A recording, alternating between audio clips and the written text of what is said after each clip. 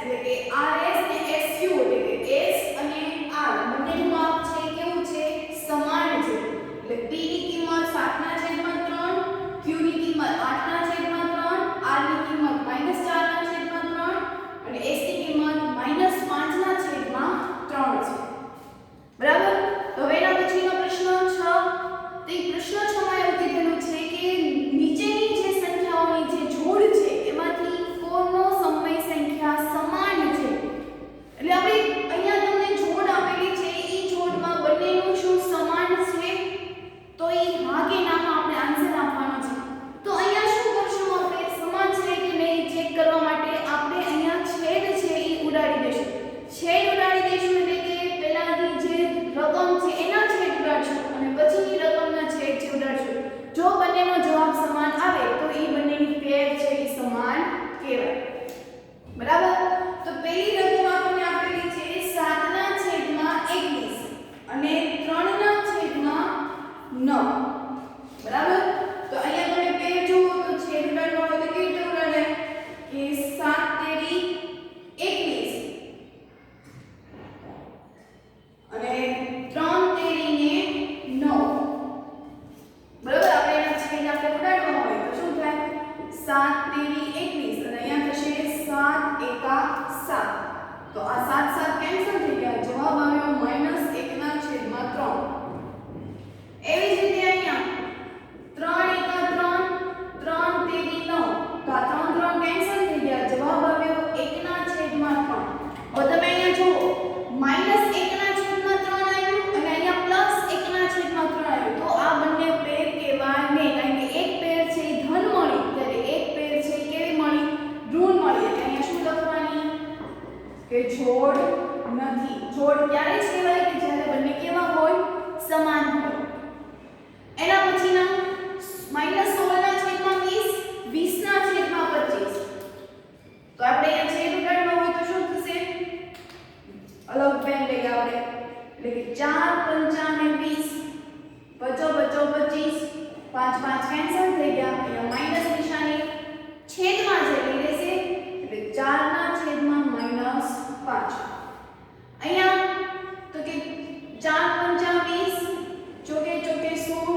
4 cancel થઈ ગયા તો એનો જવાબ પણ આવ્યો -4/5 હવે તમે અહીંયા જુઓ કે એક માઈનસ નિશાની અંશમાં છે એક માઈનસ નિશાની છેદમાં છે તો એ બંને સમાન કહેવાય કે ન કહેવાય સમાન કહેવાય કે ન કહેવાય તો કે સમાન કહેવાય શું નામ કહેવાય કે આ માઈનસ નિશાની છે એ આખા કૌંસને લાગુ પડે એટલે તમે જો અંશને તમારે પહોંચાડવું હોય તો માઈનસ નિશાની તમે અંશને પણ આપી શકો છેદને આપવું હોય તો તમે છેદને પણ આપી શકો એટલે જો આ માઈનસ નિશાની છે હું 5 ને આપી દઉં તો 4/-5 થઈ જશે તો એ બંને સરખા થઈ ગયા કે નહીં અથવા તો માઈનસ નિશાની છે હું એને 4 ને આપી દઉં તો એ -4 થઈ જશે તો એ બંનેની જોડ પણ કેવી થઈ ગઈ સમાન એટલે કે જોડ છે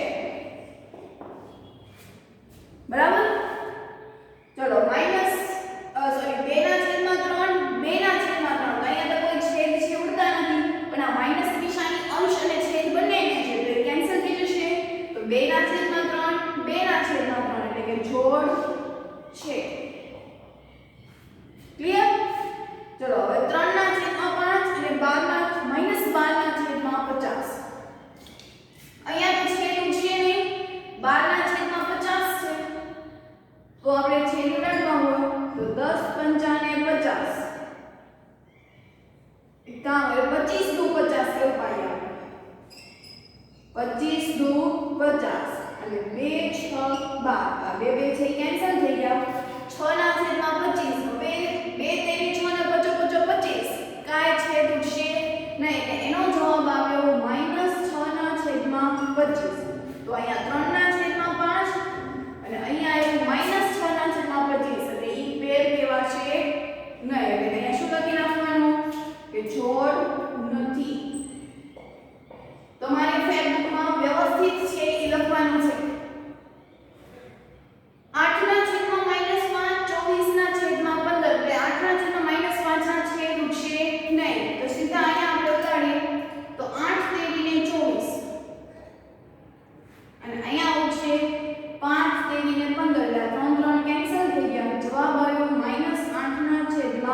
5.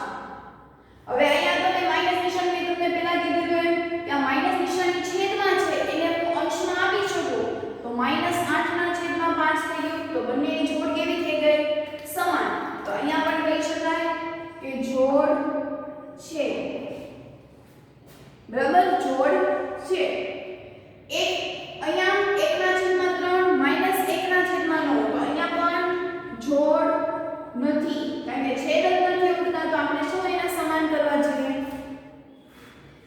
એના પછી માઈનસ માઈનસ ચલો 5 ના છેદમાં 9 પહેલા તો સંખ્યા વિશે વિચારીએ તો 5 અને 9 ના છેદ કેન્સલ થતા નથી તો આ માઈનસ માઈનસ નિશાની તો કેન્સલ થઈ શકે તો જવાબ આવ્યો 5 ના છેદમાં 9 છે અહીંયા જવાબ આવ્યો 5 ના છેદમાં -9 તો અહીંયા પણ એક સંખ્યા ધન એક સંખ્યા ઋણ આવી એટલે આ પણ જોડ નથી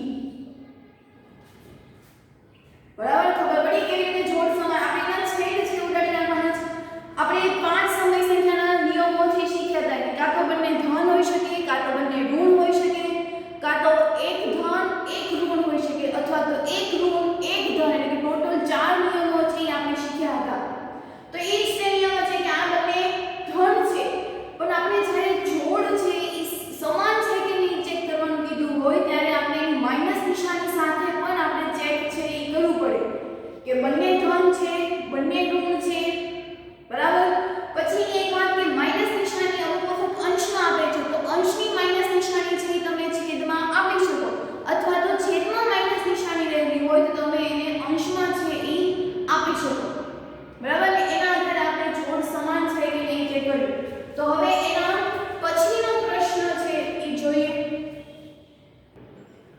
તો હવે એના પછીનો પ્રશ્ન છે કે અતિ સંક્ષિપ્ત સ્વરૂપે દર્શાવો એટલે કે આપણે એના છેદ છે ઉડાડવાના છે અને નાનું નાનું સ્વરૂપમાં ફેરવવાનું છે અતિ એટલે ખૂબ જ સંક્ષિપ્ત એટલે નાનું ખૂબ જ નાના સ્વરૂપમાં એને ફેરવવાના છે તો ખૂબ જ નાના સ્વરૂપમાં જ્યારે ફેરવવાના હોય ત્યારે આપણે એના છેદ છે એ ઉડાડવાના હોય છે તો અહીંયા રકમ છે -8 ના છેદમાં 6 તો -8 ના છેદમાં 6 હોય ત્યારે આપણે એના છેદ ઉડાડવાના હોય છે એટલે આપણે અહીંયા અવયવ પાડવા પડશે કે 2 * 8 2 તેરી 6 એટલે આ 2 2 છે એ કેન્સલ થઈ ગયા અહીંયા માઈનસ નિશાની હવે આથી આગળ છેદ કેન્સલ થતા નથી તો એનો જવાબ આવશે -4 ના છેદમાં 3 બરાબર એવી જ રીતે અહીંયા -8 ના છેદમાં 10 છે તો એનો છેદ ઉડાડો કે 2 × 5 = 10 અને અહીંયા આવશે 2 + 8 2 2 કેન્સલ થઈ ગયા માઈનસ નિશાની 4 ના છેદમાં 5 બરાબર ચલો 25 ના છેદમાં 45 તો પહેલા તો એના છેદ અવયવ પાડવાના 25 ના અવયવ પડશે 55 25 અને 45 ના પડશે 5 9 45 એટલે 5 5 કેન્સલ થઈ ગયા હવે એનાથી આગળ છેદ કેન્સલ થતા નથી એટલે હવે એનાથી આગળ નાના સ્વરૂપમાં આપણે રૂપાંતર કરી શકીએ નહીં એટલે લાસ્ટ જવાબ 5 ના છેદમાં 9 પછી -44 ના છેદમાં 5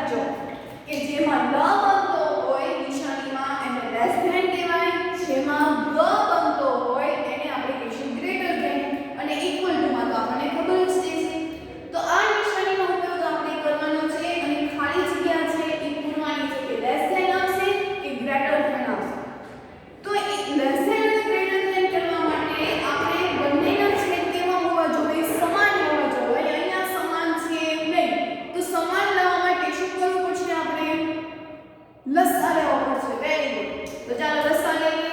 તો અહીંયા લસામાં 7 અને 3 વડે ભાગ ચલાવીએ એટલે 7 એટલે 3 એકા 3 7 વડે ભાગ ચલાવીએ તો અહીંયાનો લસા આવ્યો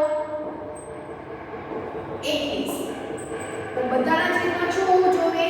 21. ચાલો 5 ના છેદમાં 7 છે. 21 લાવવા માટે મારે કેટલા વડે ગુણવું પડશે? તો કે 3 વડે. ઉપર નીચે 3 વડે ગુણીએ. એવી જ રીતે અહીંયા 2 ના છેદમાં 3 છે. તો 21 લાવવા માટે 7 વડે ગુણવું પડશે. તો ઉપર નીચે 7 વડે ગુણી નાખીએ. ચલો 5 તેરી 15 7 તેરી 21 7 દુ 14 7 તેરી ને 21. ચાલો હવે માઈનસ બંનેના છેદ કેવા થઈ ગયા? સમાન થઈ ગયા. જ્યારે બંનેના છેદ સમાન થઈ જાય ત્યારે ફક્ત આપણે અંશને જ તે ધ્યાનમાં લેવાનું. હવે જો હું અંશને ધ્યાનમાં લઉં તો અહીંયા -15 અને 14 તો એ બંનેમાંથી કોણ મોટું થઈ જશે? તો કે 14. તો ઈ નિશાની મારશે. તો ઈ આ નિશાની કઈ થઈ?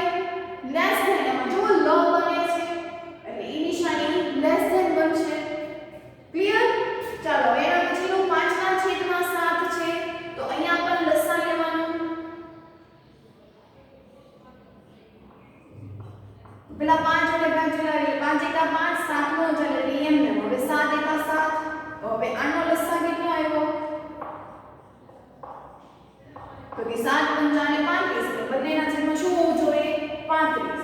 તો 4 ના છેદમાં 5 ખાલી જગ્યા -5 ના છેદમાં 7. ચલો અહીંયા 35 લાવવા માટે મારે 7 વડે ગુણવું પડશે. તો ઉપર પણ 7 વડે અહીંયા 5 વડે ગુણવું પડશે. તો 7 7 6 28 -28 7 પંચા ને 35 then 5 5 25 7 પંચા ને 35. જો બંને સંખ્યા ના છેદમાં સરખી આવી ગઈ.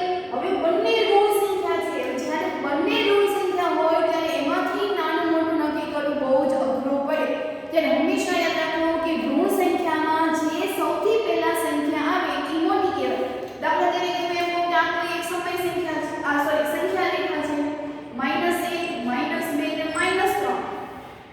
તો ખાલી નંબરમાં દેખાવમાં -3 મોટા હોય પણ એક્ચ્યુઅલી કયો નંબર મોટો હોય? તો કે -2. ઋણ પૂર્ણાંકમાં ઊંધું હોય કે જે મોટું હોય એ કેવું હોય? નાનું હોય. જે નાનું હોય એ કેવું હોય? મોટું હોય. તો -28 ને -25 માં કોણ મોટું થશે? તો કે -25 કારણ કે -28 કરતા કેવા આવી જાય? તો કે પહેલા આવી જાય. એટલે નિશાની અહીંયા પણ કેવી આવશે? તો કે ગ્રેટર થઈ. બરાબર?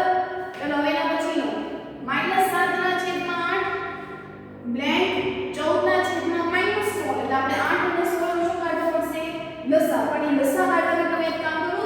અહીંયા તો 16 છે જ તે. મારે અહીંયા 16 લાવવા માટે 2 વડે જ તે ગુણવાનું છે. તો -7 ના છેદમાં 8 છે એને હું 2 વડે ગુણી નાખું ઉપર નીચે. તો -7 ગુણે 14 અને 8 ગુણે 16. તો હવે કઈ સંખ્યા થઈ ગઈ? -14 ના છેદમાં 16 બ્લેન્ક 14 ના છેદમાં 16. પણ એ છેદ છે કેવો આવ્યો? માઈનસ. મેં તમને પહેલા પણ કીધેલું કે માઈનસ નિશાની છે તમે અંશને આપો તો પણ ચાલે, છેદને આપો તો પણ ચાલે. એટલે હું આ જો માઈનસ નિશાની છે હું એને ઉપર આપી દઉં છું.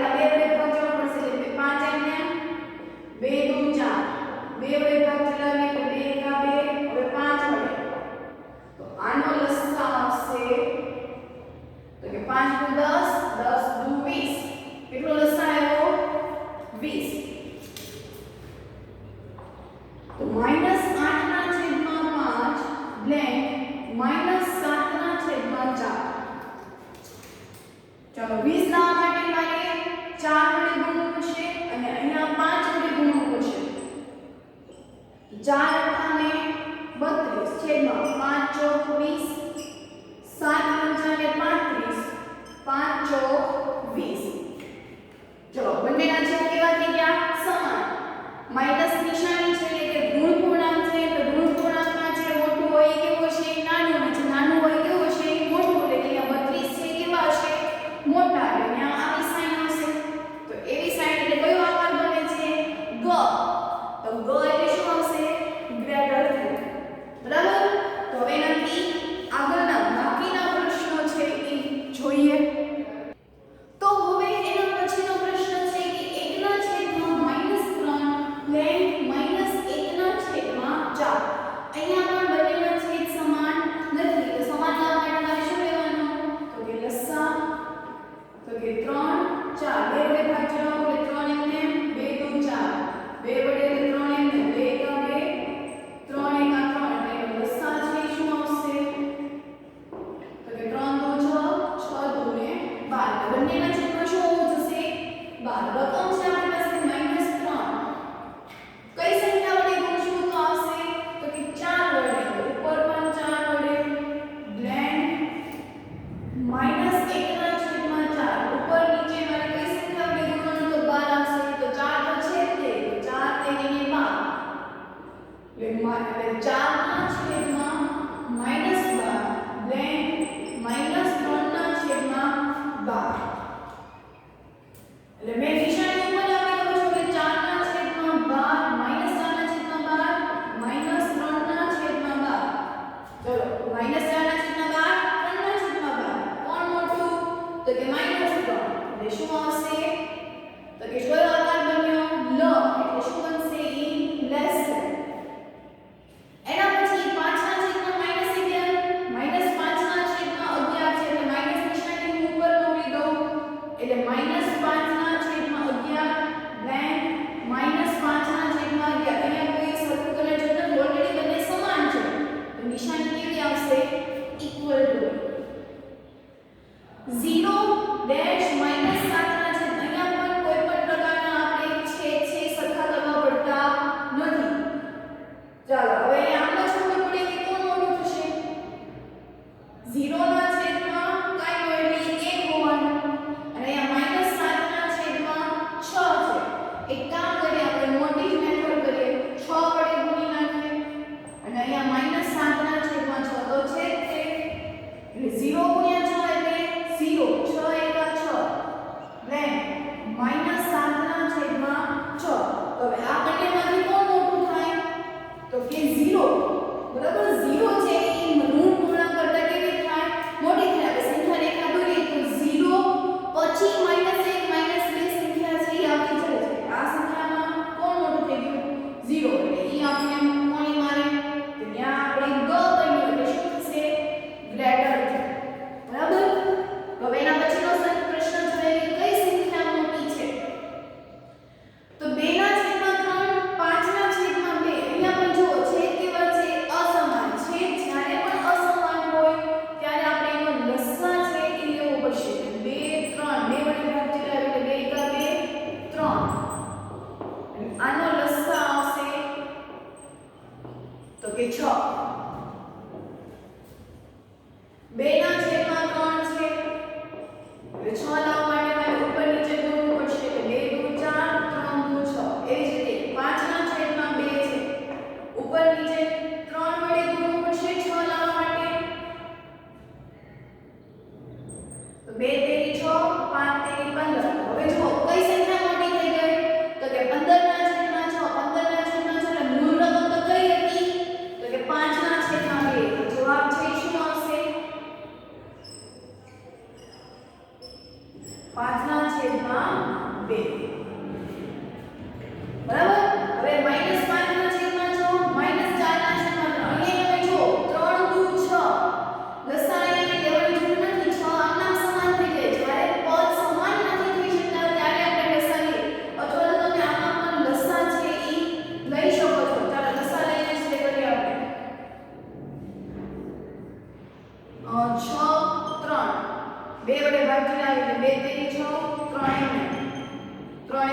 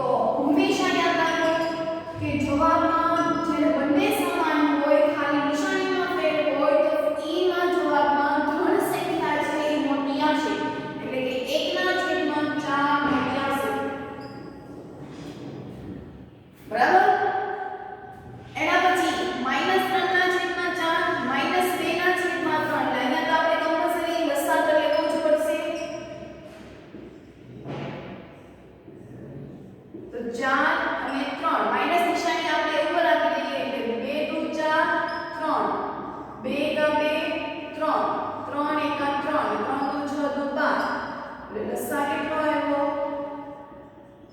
તો કે 12 બંનેના છેદમાં શું હોવું જોઈએ 12 તો -3 ના છેદમાં 4 12 લાવવા માટે મારે ઉપર નીચે કઈ સંખ્યા વડે ગુણવું પડશે 4 તો છે જ તે 3 વડે ઉપર પણ 3 વડે એટલે 3 તેરી 9 4 તેરી 12 એટલે એનો આનો જવાબ આવ્યો 9 ના છેદમાં 12 એવી જ રીતે -3 ના છેદમાં 2 લખું છું સોરી 2 ના છેદમાં -2 ના છેદમાં 3 4 વડે ગુણવું પડશે તો 4 * 8 3 * 12 ચલો આ બંનેમાંથી કોણ મોટું થઈ ગયું તો કે -8 ના છેદમાં 12 પણ એની મૂળ રકમ શું હતી તો કે 2 ના છેદમાં 3 તો એનો જવાબ છે શું આવશે તો કે -2 ના છેદમાં 3 બરાબર એના પછીનો પ્રશ્ન છે તો એમાં આપણને મિશ્રમાં આપેલી છે તો મિશ્રમાં આપેલી હોય તો ત્યારે આપણે એને સાદા અપૂર્ણાંકમાં પહેલા ફેરવી નાખવાના સાદા અપૂર્ણાંકમાં ફેરવવું હોય તો આ બંનેનો ગુણાકાર જે કોઈ જવાબ આવે એમાં શું કરવાનો સરવાળો તો 7 તેરી 21 21 માં 2 નાખો એટલે 22 23 -23 ના છેદમાં 7 એવી જ રીતે અહીંયા આ બંનેનો ગુણાકાર જે કોઈ જવાબ આવે એમાં સરવાળો 5 તેરી 15 15 માં 4 નાખો એટલે 19 -19 ના છેદમાં 5 જો અહીંયા પર લસા કેવો છે પહેલા તો છેદ કેવા છે અલગ અલગ તો લસા તો કાઢવો પડશે તો લસા કાઢવાનો અને પછી આ રીતે તમારે જોવાનું તો એ દાખલો હોમવર્કમાં જાતે થઈ જશે બરાબર જાતે હોમવર્ક કરવાનો છે હવે આનો તમારે લસા લેવાનો છે આ જ રીતના સ્ટેપ કરવાના છે પછી કહેવાનું છે કે એમાંથી સંખ્યા કઈ મોટી ને કઈ સંખ્યા નાની બરાબર ચલો હવે એના પછીનો પ્રશ્ન 10 કે એને ચડતા ક્રમમાં ગોઠવો તો ચડતા ક્રમમાં ગોઠવવામાં તો પહેલા કઈ સંખ્યા આવશે નાની બરાબર ધીરે ધીરે મોટી સંખ્યા છે થઈ જાય તો આમાં તમે મને કહો તો -3 ના છેદમાં 5 -2 ના છેદમાં 5 -1 ના છેદમાં 5 તો આમાં સૌથી નાની સંખ્યા આવશે તો સૌથી નાની સંખ્યા એટલે -1 -2 ને -3 માં કોણ સૌથી નાનું થઈ ગયું તો કે -3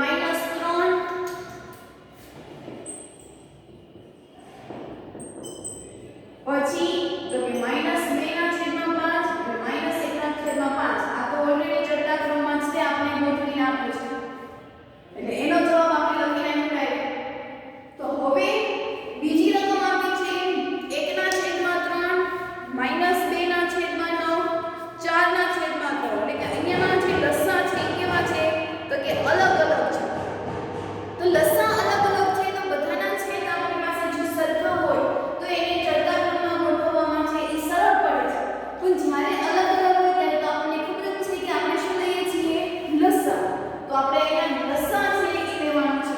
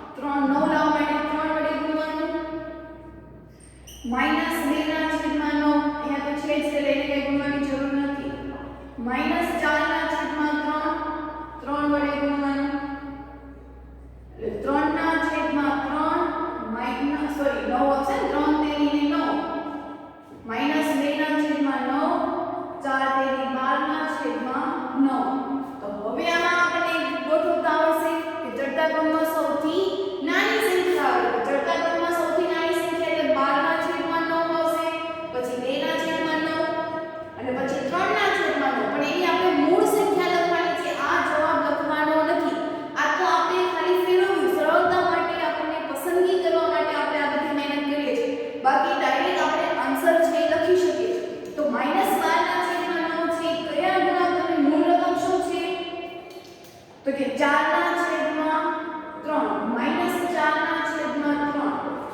પછી -2 ના છેદમાં 9 ઈ એઝ ઇટ ઇઝ, અને પછી 3 ના છેદમાં 9 એટલે શું આવશે જવાબ 1 ના છેદમાં 3, તો ઈ એનો જવાબ. બરાબર. ચલો -3 ના છેદમાં 7, 3 ના છેદ -3 ના છેદમાં 2, -3 ના છેદમાં 4 લસા કાઢવો છે.